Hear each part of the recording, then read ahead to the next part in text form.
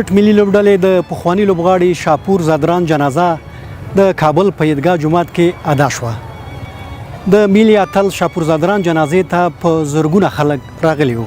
نو د شاپور زادران مړینه او وفات دا د ټولو افغانانو لپاره او خاص کر د ځوان نسل لپاره یو لویه ضایعه ده او د شاپور زادران مړینې وفات وښودله چې افغانان همیشه په سخته کې سره یو ځای ودرېږي او د یو بل ملاتړ کوي.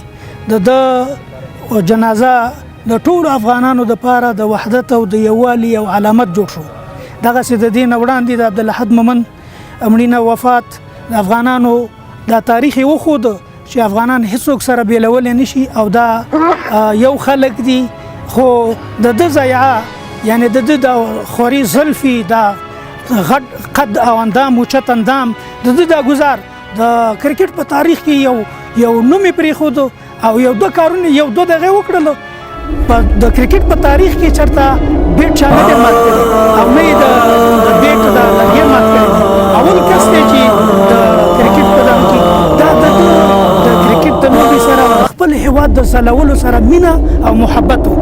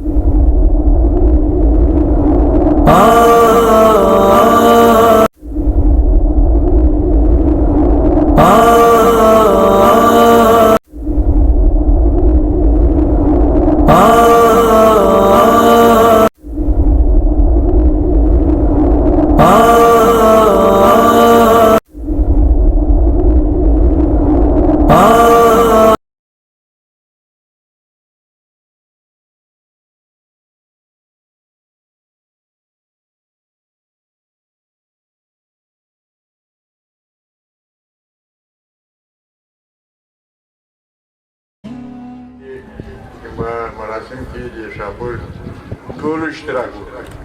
الله مه خرابوه او دا شاپور خو چې نوم شوی د ما زوی و دا ټول د افغانستان زوی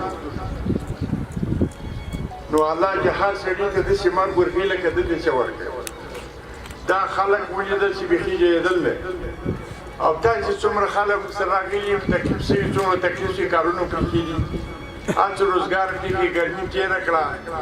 الله دې تاسې نه خرابوي الله دې تاسې له دې مرګه ساتي او یو جهان باندې موږ له دې مجاهد نه کوو. د وزیر داخلي نه چې پرونه د میدان هوایي نه له کوره پرې او له کوره بیا راغلم غیر حاضري ته راورسېدو.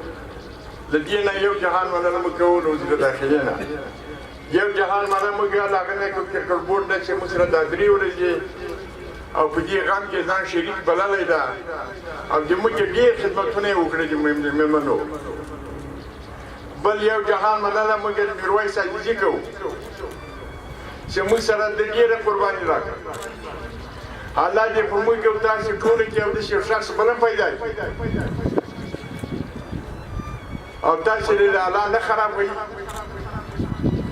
الله دې تاسې له داسې غم وساتي